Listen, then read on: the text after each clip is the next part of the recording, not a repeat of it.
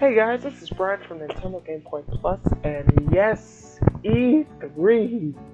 Oh, thank God. Man, last year was like, goodness gracious, last year. I was not a fan of how E3, or really any publisher last year, handled their semi-E3 press conference. That's why I was a little hesitant to make videos last year, but this year, I am prepared, I am ready, I am super excited. I'm excited for E3, yeah, but man, does it feel like something's missing. I don't know, E3 this year feels really different. I mean, you got companies still participating, you got tons of games that could be shown and potential, there's surprises, I hope. But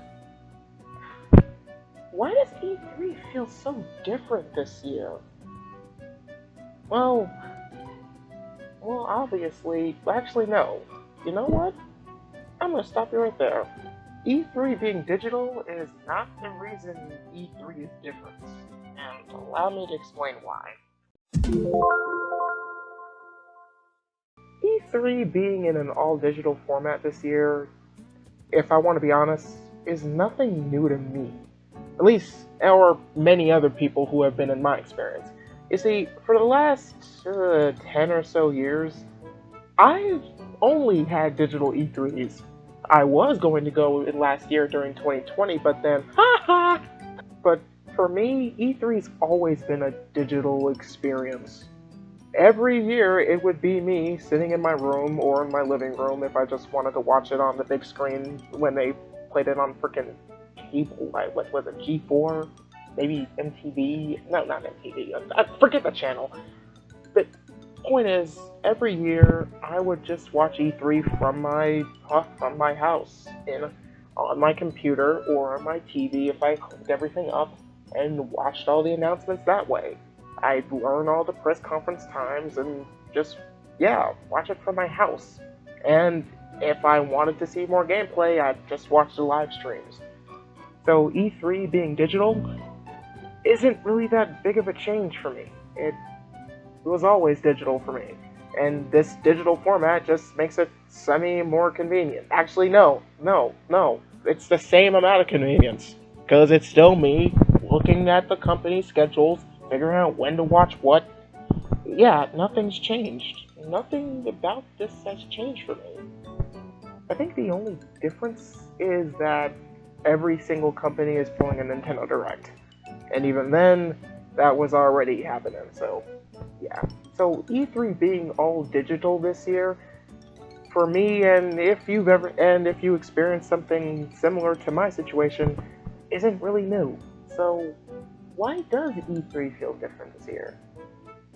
Is it because other companies are doing something different? You know, it's Summer Game Fest, Wholesome Direct, Indie Expo? No. Honestly, that just kind of falls into the same trapping. It's kind of like the same way I feel about EA Play.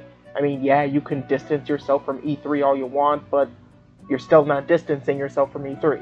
You are doing everything E3 is doing, just in a different format. And honestly, yeah, that's not really that surprising. So what is different? What is it about this year that makes it so different from everybody else? From every other year I've watched E3, what's so different? I think it's because of how much I don't know, or how much all of us really don't know about what's gonna happen. I mean, really think about it. That's not to say lack of try. You know what? This needs more explanation.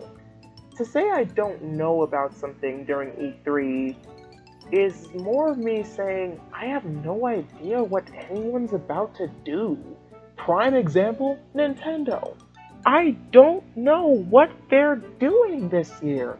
Are they having a direct? Are they having a live stream? Are they planning a tournament this year? What are they going to announce? What's their plan? Usually, Nintendo's have this pattern of announcing their E3 plans weeks in advance, but this year, no.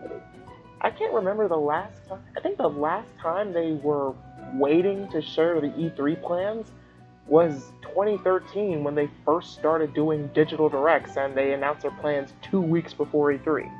And here, at least at the timing of this video, it's borderline a week and a half before E3. Well, technically somewhere around less than 2 weeks, I'll just say that.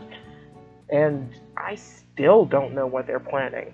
The only thing I know for sure is that they're releasing a game before E3. Yay, that's not so much of a thing to know.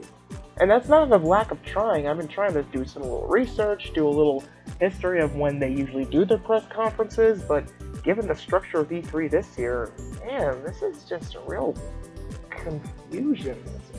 I just don't know what's going on. And it's annoying to me. It's really annoying that I don't know much. And it's not like not knowing what games are going to be announced or, oh, I have a good idea of their schedule. I don't want to automatically know everything a company does.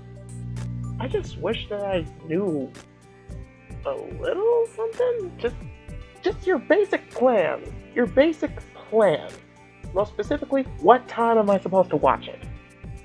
And I think that's ultimately what's wrong with E3. At least, what's keeping me from being super excited so far. I don't know anything.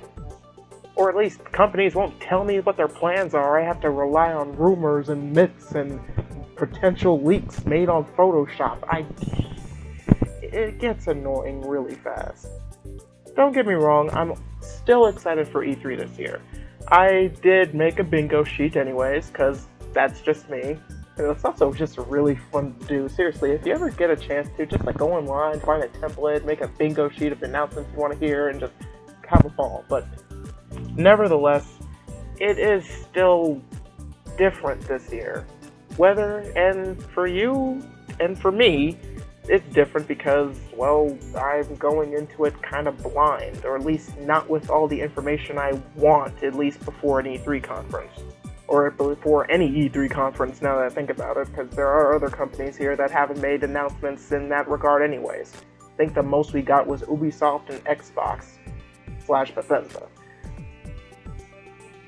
But like I said, I'm still excited for it, and despite how much I don't know, I am looking forward to E3, and I really hope that we get some really cool announcements and some, hopefully, decent reveals. Please have the global test fire, please. Anyways, that's how I feel, but what about you? Is E3 2021 different feeling? Are you same level of hype you have every other E3?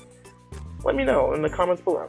Thank you guys for watching. If you want to see more content from me, you can always subscribe and like the video because it just shows me you care. And yeah, it shows me you care. Yeah, I think that's just the gist. That's just the whole gist of it. And if you want to see even more content from me, make sure you go to ntgamepoint.weebly.com. That is my Nintendo Gamepoint site, where you can see the same content plus a few extra stuff if I don't feel like talking.